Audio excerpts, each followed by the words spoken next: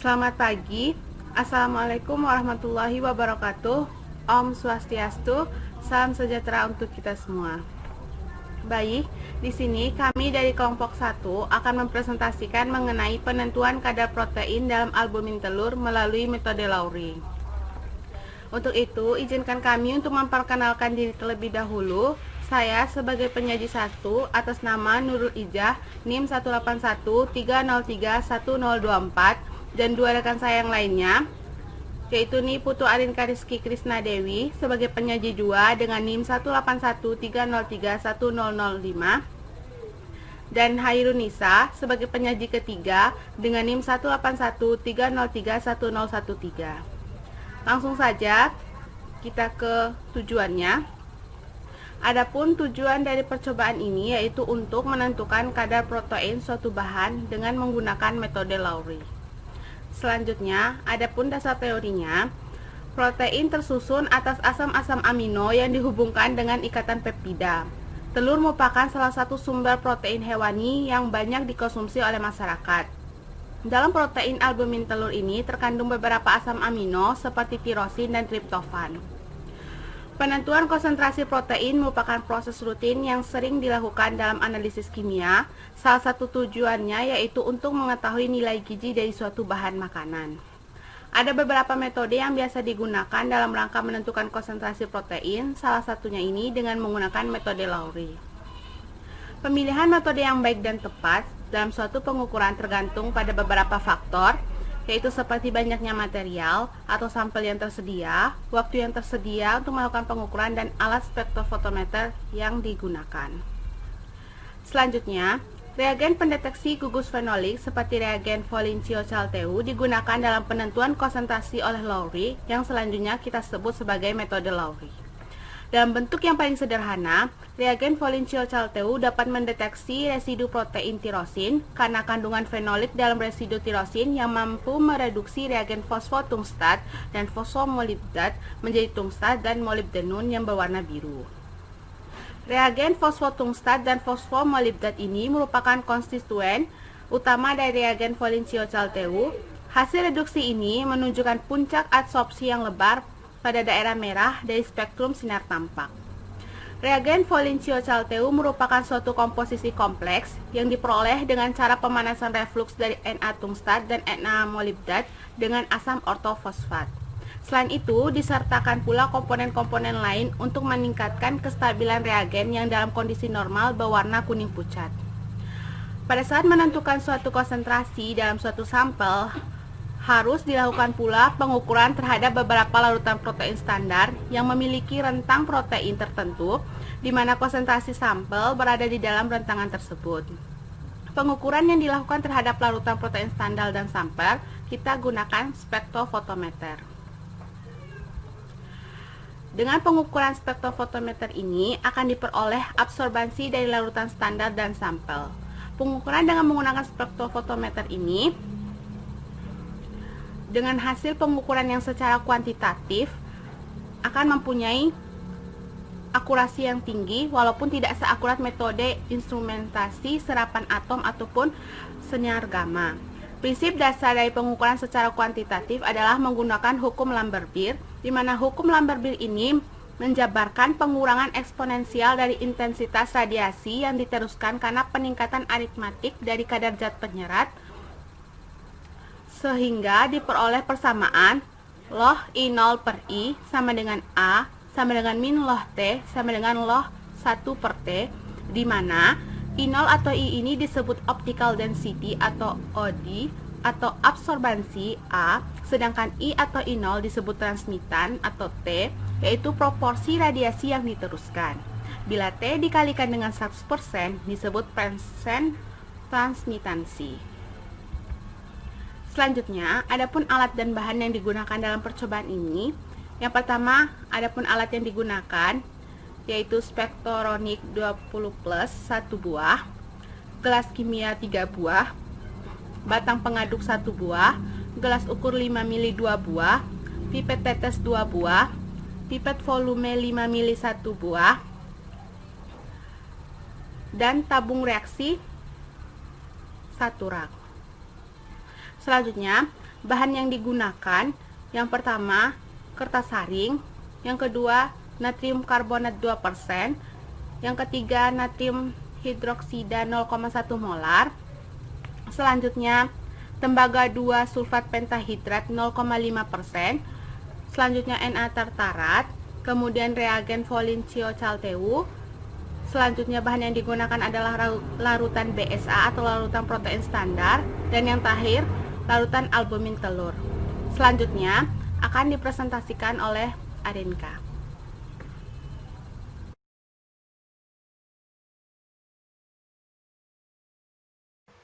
Baik, saya lanjutkan. Prosedur kerja dan hasil pengamatan.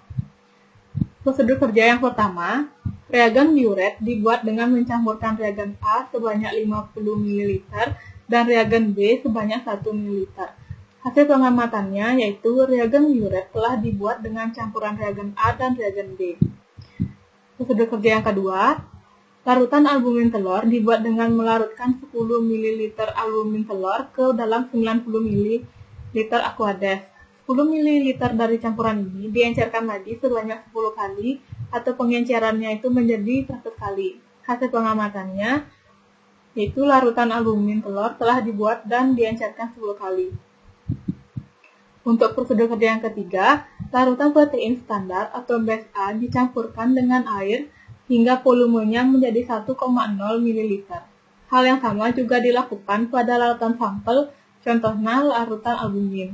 Hasil pengamatannya yaitu larutan protein standar atau BSA dan air telah dicampurkan menjadi 1,0 ml, dan untuk larutan sampel, contohnya larutan albumin, juga telah ditambahkan air.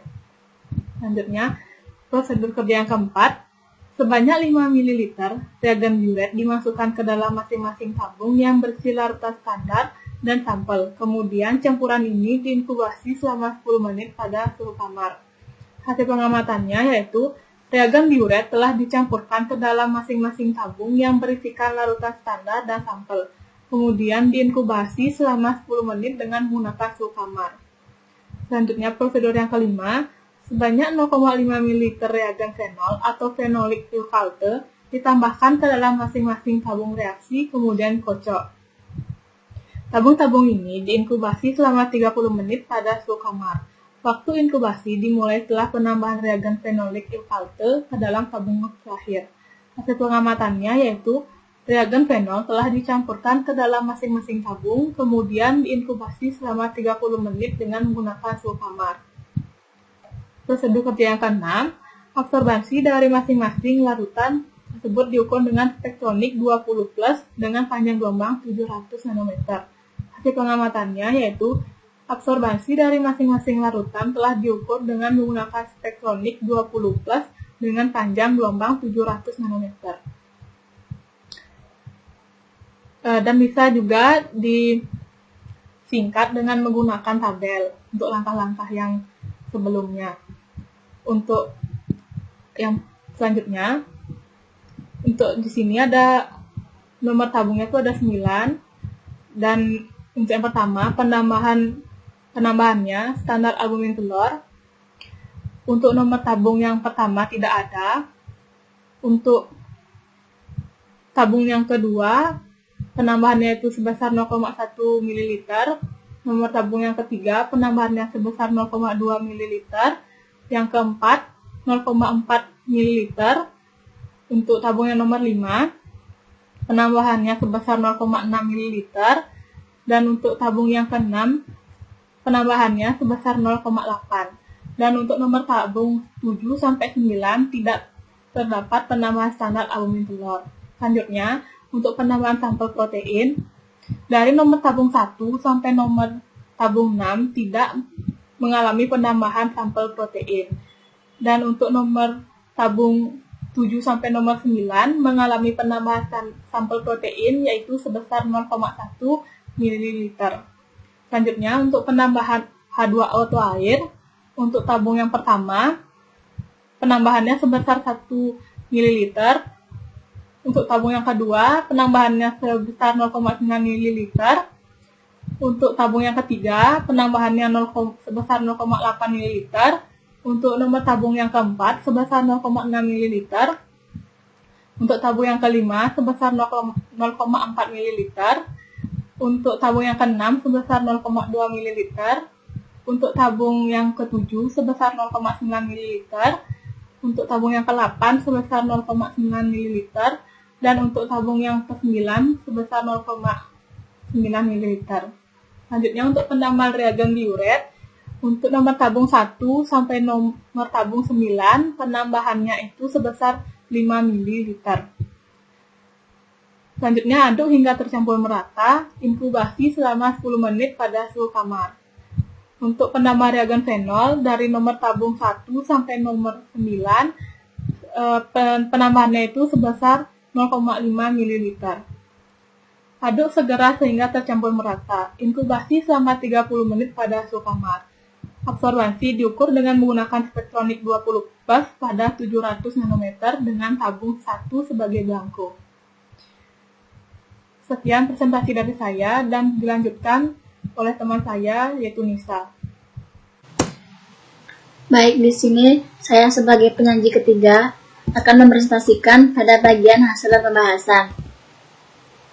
Nah, pada bagian hasil pembahasan ini di mana percobaan ini dilakukan untuk menentukan kadar protein dalam sampel serum darah, minuman fermentasi, dan urin DM melalui metode Lowry. Metode Lowry merupakan metode penentuan konsentrasi protein dengan menggunakan reagen pendeteksi gugus-gugus fenolik seperti reagen Volin-Kochalteu. Larutan yang dianalisis harus menunjukkan warna tertentu sehingga dapat menyerap cahaya pada daerah UV tampak atau visible. Untuk dapat ditentukan absorbansinya, absorbansi larutan sampel dan larutan standar dianalisis menggunakan spektronik 20+. Penggunaan reagen Volin-Kochalteu bertujuan agar gugus fenolik yang terdapat pada residu protein dapat dideteksi. Nah, sebelum melakukan pengukuran absorbansi sampel, perlu dilakukan pembuatan kurva kalibrasi sampel atau standar. Kurva kalibrasi ini menggambarkan hubungan antara absorbansi dan konsentrasi sampel. Larutan standar protein yang digunakan dalam praktikum ini adalah larutan albumin telur. Larutan induk ini selanjutnya dibuat dengan konsentrasi yang berbeda-beda melalui pengenceran. Nah, tujuan dari pembuatan larutan dari larutan standar dengan konsentrasi yang berbeda-beda ini adalah untuk mempermudah pembuatan kurva kalibrasi.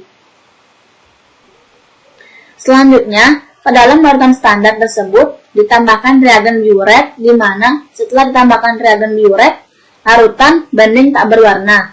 Kemudian dilakukan penambahan reagen fenolik Volin-Kochalteu. Hasil yang diperoleh setelah larutan standar tabung 2-6 ditambahkan dengan reagen Volin-Kochalteu adalah larutan menjadi berwarna biru bening yang kepekatannya meningkat dari tabung 2-6. Warna biru yang terbentuk mengindikasikan terbentuknya tungstat dan molybdenum dalam pencampuran tersebut. Larutan pada tabung 7-9 yang berisi sampel diambil sebanyak 0,1 ml dan ditambahkan Aquades menjadi 1 ml. Nah, berikut merupakan tabel konsentrasi dan absorbansi, di mana pada konsentrasi 0,01 mg per mililiter, persente 0,08 dan T 0,0008 dan nilai A 3,0969. Kemudian untuk konsentrasi 0,05 mg per mililiter, di mana persente 0,16 dan T 0,0016 dan nilai A 2,7959 pada konsentrasi 0,1 mg per mililiter, di mana persente 0,28 dan T 0,0028 dan nilai A 2,5528. Kemudian untuk konsentrasi 0,15 di mana persente 0,40 dan T 0,0040 dan nilai A-nya 2,3979. Kemudian untuk konsentrasi 0,20 mg per mililiter, di mana persente 0,60 dan T 0,0060, kemudian nilai A 2,2219.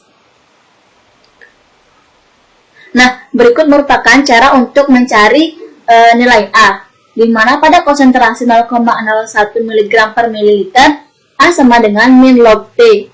A sama dengan min log 0,0008, sehingga diperoleh nilai A 3,09669. Kemudian untuk konsentrasi 0,05 mg per mililiter, di mana A sama dengan min log T. A sama dengan min log 0,0016, sehingga diperoleh nilai A sama dengan 2,7959.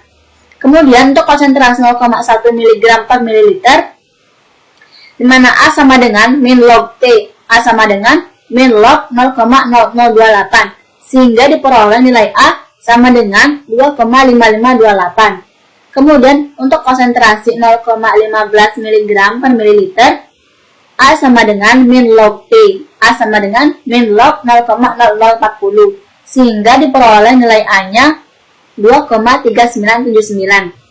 Kemudian untuk konsentrasi 0,20 mg per mililiter, di mana A sama dengan min log T, A sama dengan min log 0,0060, sehingga kita peroleh nilai A sama dengan 2,2219. Berikut merupakan tabel hubungan antara sampel dan absorbansi, di mana sampel yang kita gunakan di sini yaitu serum darah, minuman fermentasi, dan urin DM. Di mana pada sampel serum darah persente sama dengan 1,37 dan T sama dengan 0,0137 dan nilai A sama dengan 1,8632. Kemudian pada sampel minuman fermentasi persentenya 8,77, T-nya 0,0877, sehingga nilai A-nya 1,0570. Kemudian untuk urin DM, di mana persentenya 12,67, untuk T-nya 0,1267, dan nilai A-nya 0,8972. Nah, berikut juga merupakan cara untuk mencari nilai A-nya. Pada serum darah, A sama dengan min log T, A sama dengan min log 0,013, sehingga kita peroleh nilai A-nya yaitu 1,8632. Kemudian untuk minuman fermentasi, A sama dengan min log T, di mana A sama dengan min log 0,0877, sehingga diperoleh nilai A yaitu 1,0570. Untuk urin DM, di mana A sama dengan min log T, sehingga A sama dengan min log 0,1267, sehingga kita peroleh nilai A-nya 0,8972.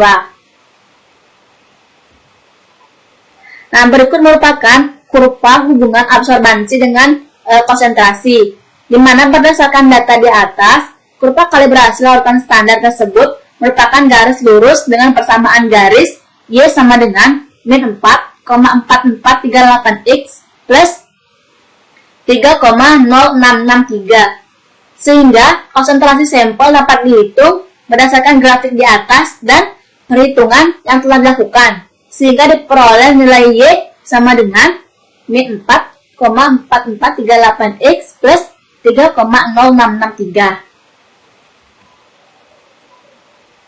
Nah, pada sampel serum darah, Y sama dengan min 4,4438X plus 3,0663. Y sehingga 1,8632 sama dengan min 4,4438X plus 3,0663. Sehingga diperoleh nilai X yaitu 1,2031 per 4,4438, sehingga diperoleh nilai X-nya 0,27 mg per mililiter. Kemudian untuk sampel minuman fermentasi, Y sama dengan min 4,4438X plus 3,0663. 1,0570 sama dengan min 4,4438X plus 3,0663, sehingga diperoleh X sama dengan 2,0093 per 4,4438, sehingga kita peroleh nilai X-nya yaitu sebesar 0,45 mg per mililiter. Kemudian untuk sampel urin DM, ia sama dengan min 4,4438x plus 3,0663. 0,8972 sama dengan min 4,4438x plus 3,0663. Sehingga diperoleh nilai x-nya sama dengan 2,1691 per 4,4438. Sehingga kita peroleh nilai x-nya yaitu 0,49 mg per mililiter. Nah, berdasarkan perhitungan sebelumnya, di mana konsentrasi dari lautan sampel untuk ketiganya yaitu serum darah 0,27 mg per mililiter, minuman fermentasi 0,45 mg per mililiter, dan urin DM 0,49 mg per mililiter. Nah, pada tubuh manusia, kadar normal level serum albumin adalah 3,5 sampai 5,0 gram per desiliter. Jika dikonversi ke miligram per mililiter menjadi 35 sampai dengan 50 mg per mililiter. Sedangkan kadar protein dalam urin pada keadaan normal adalah kurang dari 10 mg per desiliter. Jika dikonversi ke miligram per mililiter menjadi 0,1 mg per mililiter. Berdasarkan data yang diperoleh bahwa konsentrasi protein yang terkandung pada sampel serum darah sebesar 0,27 mg per mililiter jauh lebih kecil dibandingkan dengan serum darah albumin normal, yaitu 3,5 sampai 5,0 gram per desiliter atau 35 sampai 50 mg per mililiter. Sehingga dengan demikian dapat dikatakan bahwa seseorang tersebut mengalami penyakit hipoalbuminemia. Hipoalbuminemia adalah kondisi ketika kadar albumin dalam darah di bawah normal, yaitu di bawah 3,5 gram per desiliter. Sedangkan pada urin DM, data yang diperoleh menunjukkan perbandingan konsentrasi yang sangat tinggi, yaitu 0,49 mg per mililiter terhadap urin DM normal, yaitu sebesar kurang dari 10 mg per desiliter atau 0,1 mg per mililiter. Sehingga dalam hal ini, apabila seseorang kelebihan protein dalam urin DM dengan jumlah kadar konsentrasi yang melampaui batas normal, berarti seseorang tersebut mengalami penyakit proteinuria, yaitu suatu kadar protein yang tidak normal dalam urin di mana kondisi urin mengandung kadar protein yang berlebih, sehingga pasien DM adanya proteinuria yang dikaitkan dengan penyakit diabetes, di mana pembuluh darah di ginjal terluka tidak dapat membersihkan darah dengan benar akibat kelebihan kadar protein dalam urin. Pada sampel minuman fermentasi pada percobaan ini, data sekunder tidak memberikan informasi bahan apa yang difermentasikan, sehingga tidak bisa dibandingkan dengan kadar normalnya dalam suatu fermentasi, karena setiap bahan memiliki kadar protein yang berbeda-beda. Berikut merupakan kesimpulan. Berdasarkan pembahasan di atas, dapat disimpulkan bahwa kandungan atau kadar protein pada sampel serum darah 0,27 mg per mililiter, minuman fermentasi 0,45 mg per mililiter, dan urin DM 0,49 mg per mililiter. Kemudian yang kedua, berdasarkan data yang diperoleh bahwa konsentrasi protein yang terkandung pada sampel serum darah sebesar 0,27 mg per mililiter jauh lebih kecil dibandingkan dengan serum darah albumin normal, yaitu 3,5 sampai dengan 5,0 gram per desiliter atau 35 sampai 50 mg per mililiter. Sehingga dengan demikian dapat dikatakan bahwa seseorang tersebut mengalami penyakit hipoalbuminemia. Hipoalbuminemia adalah kondisi ketika kadar albumin dalam darah di bawah normal.